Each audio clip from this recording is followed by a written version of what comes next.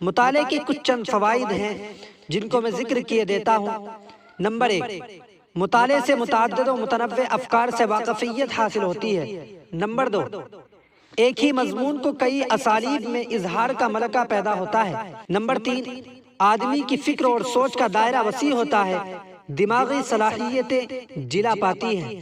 Number 4، پڑھنے سے قوت حافظے کو تقویت ملتی ہے۔ چنانچہ امام بخاری سے حافظے کی دوا کے بارے میں دریافت کیا گیا تو فرمانے لگے کہ حافظے کے لیے آدمی کے انہماک، دائمی نظر و مطالعے سے بہتر کوئی چیز میرے علم میں نہیں ہے۔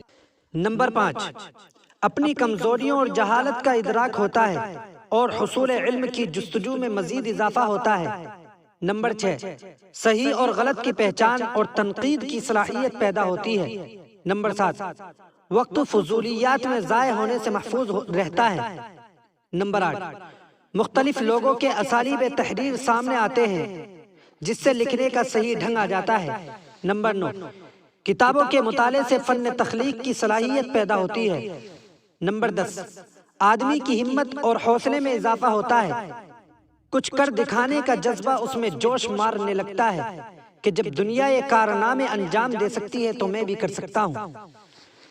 مذکورہ بالا تمام فوائد کے حصول کے لیے ضروری ہے کہ انسان میں مطالعے کا شوق دیگر چیزوں کے شوق پر غالب ہو۔